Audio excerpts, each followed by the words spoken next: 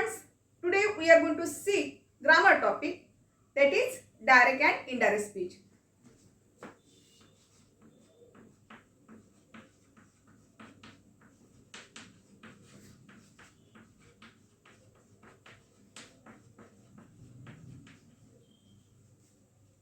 Students, exam मध्ये एक तर तुम्हाला डायरेक्ट अँड इनडायरेक्ट स्पीच अशा प्रकारचं काहीतरी लिहून आलेलं असते, किंवा याला दुसऱ्या याच्यामध्ये काय म्हटलं जाते, याला दुसऱ्या याच्यामध्ये चेंज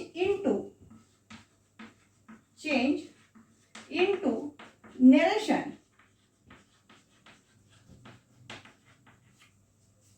असं सुद्धा म्हटलं जाते. त्यामुळे तुम्ही बिलकुल घाबरायचं नाही. तर हे एक तर डायरेक्ट स्पीचचं किंवा इनडायरेक्ट स्पीचचं वाक्य असं लक्षात घ्यायचं. आता नरेशन करत असताना नेमकं काय, कोणत्या गोष्टी लक्षात घेतल्या पाहिजे आपण, नेमकं नरेशन कशाला म्हणायचं, म्हणजेच नरेशन काय असते, एकतर डायरेक्ट आणि इनडायरेक्ट स्पीच हे जे आहे हा नरेशन मधलाच भाग आहे. म्हणजे प्रत्यक्ष कथन किंवा अप्रत्यक्ष कथन असे दोन प्रकार त्याचे पडत असतात. ठीक आहे.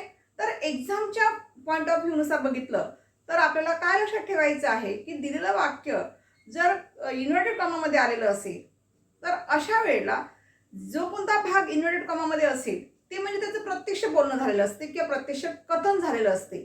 त्याला म्हणायचं ते वाक्य जे असेल आपल्याला ओळखण्याची ट्रिक सांगत आहे मी तुम्हाला की कशा पद्धतीने ओळखणार तुम्ही. दिलेलं जे वाक्य आहे ते जर इन्व्हर्टेड कॉमामध्ये आलेलं असेल तर ते वाक्य तुमचं काय असते, डायरेक्ट स्पीचचं वाक्य आहे समजायचं. डायरेक्ट स्पीचचं वाक्य म्हणजे आपल्याला काय बनवायचं असते विद्यार्थी मित्रांनो, मग त्याला इनडायरेक्ट मध्ये कन्वर्ट करायचं असते. ठीक आहे. तर आजच्या तासामध्ये आपण जे काही इनडायरेक्ट स्पीच करत असताना जे काही बदल लक्षात घ्यायचे आपल्याला ते बदल लक्षात घेऊया. कारण की बरेच वेळा विद्यार्थ्यांना काय होते, पेपरमध्ये बदल जर चुकला तुमचा तर त्या ठिकाणी मार्क्स मिळत नाही. आणि तुमची जी कृतीपत्रिका आहे ज्याला आपण ॲक्टिव्हिटी शीट म्हणतो तिथे तुम्हाला ग्रामरचे सेंटेन्स सुद्धा ऑब्जेक्टिव्हमध्ये आलेले असतात. त्याला सुद्धा तुम्हाला ऑब्जेक्टिव्हमध्ये आलेले असल्यामुळे काही ऑप्शन दिलेले असतात. त्यातून तुम्हाला करेक्ट सेंटेन्स कोणतं आहे हे 4 पर्यायामधून निवडून शोधायचं असते की नेमकं कोणतं अचूक आहे.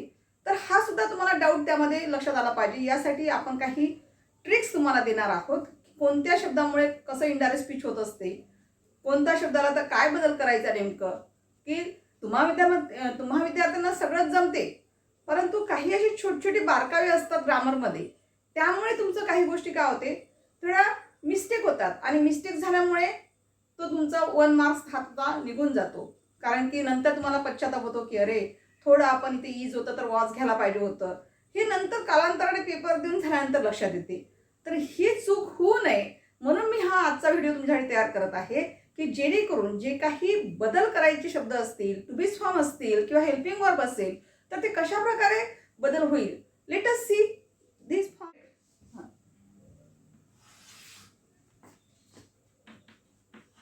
इनडायरेक्ट.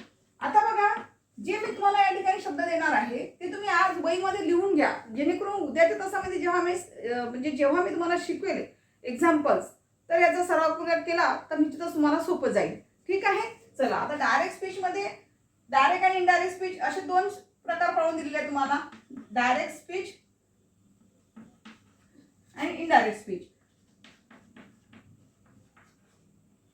तर यामध्ये बघा, जर दिलेल्या वाक्यामध्ये हिअर आला असेल तर आपल्याला इनडायरेक्ट करत असताना काय घ्यायचंय तुम्हाला, there.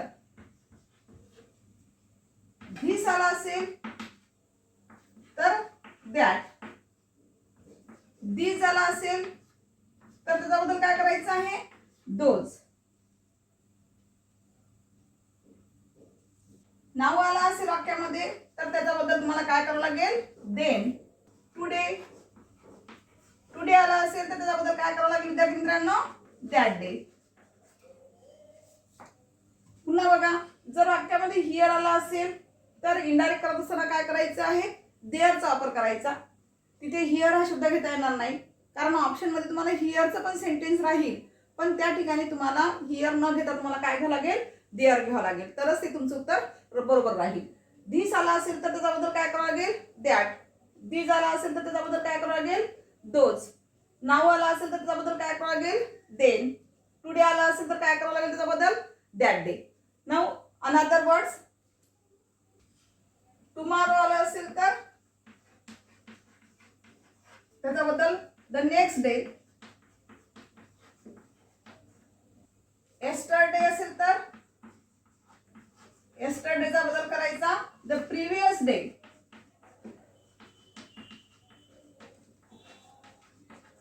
Last night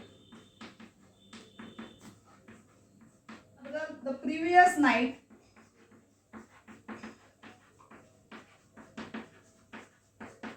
last week त्याचा बदल करायचा the previous week. Next week त्याचा बदल करा द फॉलोइंग वीक. स्पेलिंग काय लक्षात द्या बरोबर.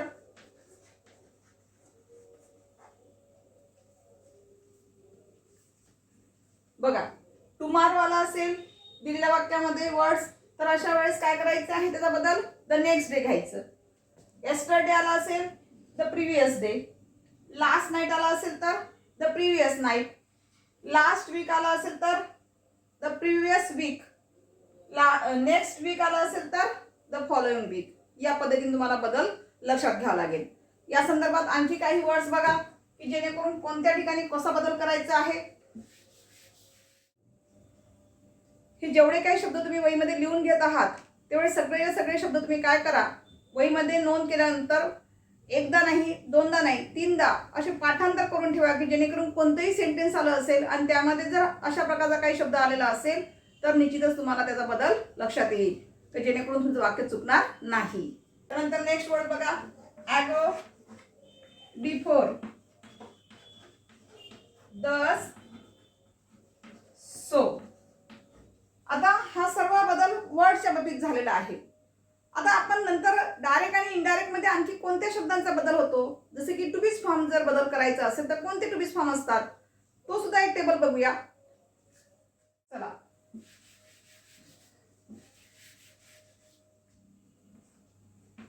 प्रेझेंट डायरेक्ट स्पीच मधील प्रेझेंट टेन्स टू बीज फॉर्म आणि याचा बदल काय होतो मग इकडे पास्ट टेन्स टू बीज फॉर्म. एम आला असेल तर त्याचा बदल काय करायचा पास्ट टेन्स मध्ये वॉज. इज आला असेल तर त्याचा सुद्धा बदल काय होईल वॉज. आर आला असेल तर एक तर तुम्हाला म्हणजे depend upon to the subject was करावं लागेल किंवा त्या ठिकाणी विअर घ्यावं लागेल. हॅव आला असेल तर त्याचा बदल काय होईल पास्ट टेन्स मध्ये हॅड. हॅज आला असेल तर त्याचा बदल काय होईल हॅडच होईल. विल हॅव आला असेल तर त्याचा बदल काय करायचा विल हॅवचा बदल करायचा would have. Would have will हॅवचा बदल त्या ठिकाणी काय होईल वुड हॅव. आता हे जे काही डायरेक्ट स्पीच मध्ये जे प्रेझेंट टेन्स टू बीज फॉर्म आहेत किंवा प्रेझेंट टेन्स मध्ये येणारे जे काही वर्ब फॉर्म असतील तर त्याचा बदल इनडायरेक्ट स्पीच मध्ये करत असताना कशा पद्धतीने पास्ट टेन्स मध्ये केला जातो तर हे त्या ठिकाणी बदल लिहून घ्या. हा यासाठी वेगळा टेबल तयार करा. जर एम आला असेल वाक्यामध्ये तर वॉज घ्या. इज आला असेल तरी सुद्धा वॉज होईल. आर आला असेल तर अकॉर्डिंग टू दिस सब्जेक्ट नुसार तुम्हाला काय करावं लागेल वॉज किंवा विअर घ्यावं लागेल. हॅव आला असेल तर त्याचा पास्ट टेन्स काय होईल हॅड. हॅजचा पास्ट टेन्स सुद्धा काय होईल हॅड. विल हॅव आला असेल तर वुड हॅव. या पद्धतीने तुम्हाला लक्षात घ्यायचं आहे. नेक्स्ट वर्ड मे आला असेल तर मेचा बदल काय करायचा पास्ट टेन्स मध्ये माइट. मे हॅव आला असेल तर काय घेणार मे हॅवचा बदल might have. Correct might have घ्यावं लागेल. दिलेल्या वाक्यामध्ये मस्ट आला असेल तर मस्टचा बदल एकतर मस्टच होतो विद्यार्थी मित्रांनो, पण काही शिक्षक मस्टच्या ऐवजी कोणता शब्द वापरतात पास्ट टेन्स साठी हॅड टूचा वापर करतात. मस्ट ओमिट करून त्या ठिकाणी शुड आला असेल तर शुडच घ्यायचं, कारण शुड ऑलरेडी कसं आहे हेल्पिंग वर्ब तर आहेच आहे, मॉडल ऑक्झिलरी पण आहेच, पण त्याचबरोबर ते एक पास्ट. शॉल आला असेल तर त्याचा पास्ट टेन्स काय होईल शुड.